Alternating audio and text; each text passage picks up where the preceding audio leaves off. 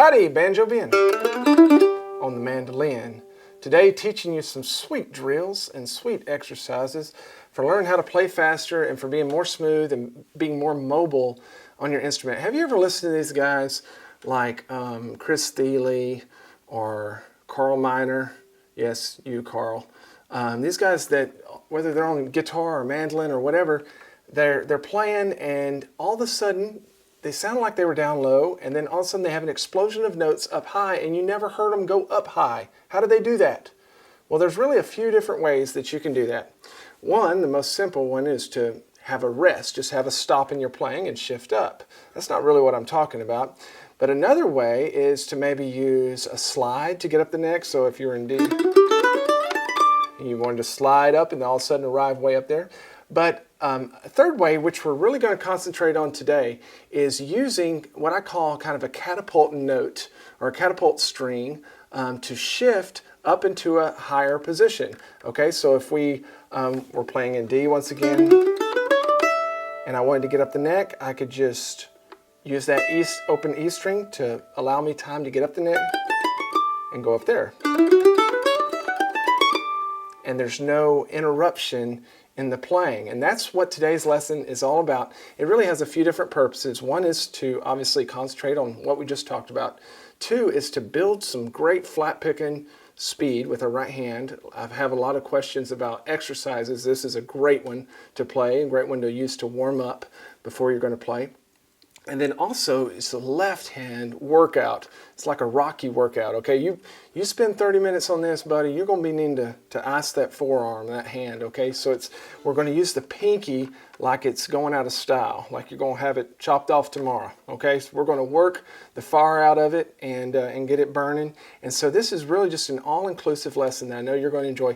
We're going to study 7 major scales and learn how to play through 2 octaves of those major scales using a catapult string. Watch what I'm talking about right here.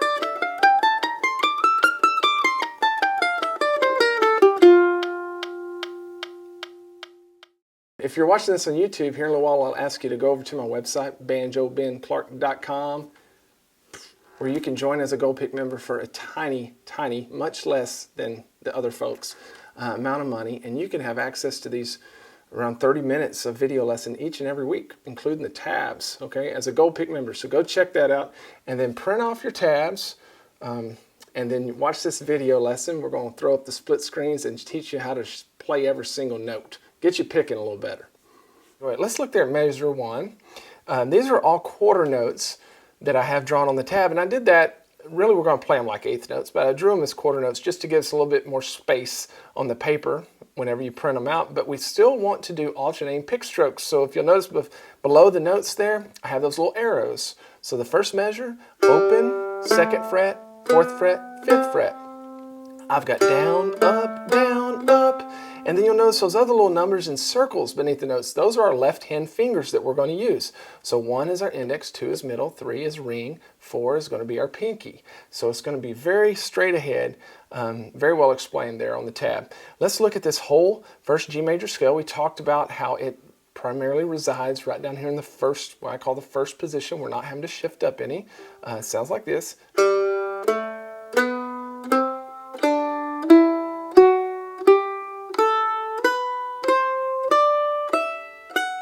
And there we've reached our 2nd octave. You'll also notice on the tab that above the root notes, which this is a G major scale, so our root is the G note. We're playing 2 octaves of that. It'll have an R above it in the tab. And so there's our root there. That's understood. And then as we play up through 1 octave, there's our other root. So we have an R above that, just so you know where you're at. And then we keep playing. there's our other root, okay? Then as we come down, it's marked the same way. Now you can practice this with all downstrokes if you want. But the point of this, or one of the points, like I mentioned, is to build our speed. So I'd really like to see you doing this alternating pick stroke pattern.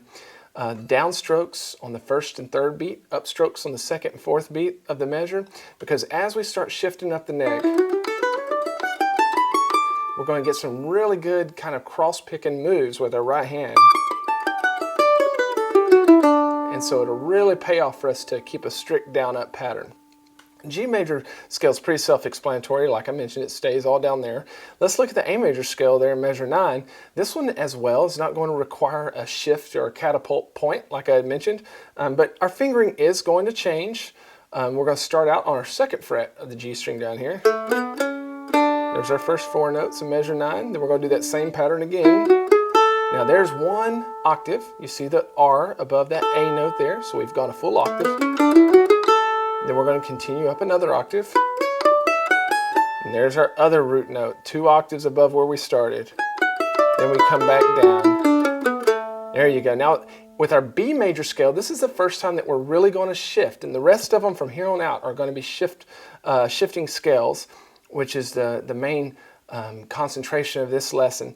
But this B major scale, even though our hand doesn't move as much as it's going to shift on the other scales, this might be the toughest fingering that we have of all the scales. And the reason is we're actually going to shift down first. We're going to start out lower than what we're used to. If we're in first position here for the G major scale, we might consider this like a half position, because we're going to start out on the 4th fret with our ring finger, okay? This is going to really build your strength in your left hand. I promise you, you play this scale a few times, you're going to have some aching in this forearm over here and in your hand muscles, because it's going to require some strength. So this is why this scale is really great to work on. But we have 4, 6, then we reach up to our first fret. 1, 2, 4, 6, 1, 2, 4, 6. Then we get this open note, and I have an S above that because we're going to shift here. We're down kind of in a half position. We're going to shift up to what we call the first position. Root up there on the top. So you notice that we ran out. On our very top note, we ran out of fingers. Okay, this is as far as we can go without having to shift up further. So that'll let you know that give you a clue that our next scale, the C scale, is going to require a major shift up there. But we start out with our root. Now we're going to have to shift again, as you see that E string there in measure 21, so that we can catch our pinky on this 6th fret. Then end up down just like that. And that one is definitely going to take you a little practice to get it smooth and to keep any of the notes from being muffled. Let's now look at our C major scale, where we're going to actually get some cool shifting going up the neck. Okay, and then we'll just keep moving on up, and before you know it, you'll be playing along and playing your solos, and you won't even think about going up the neck. We'll be so used to doing it.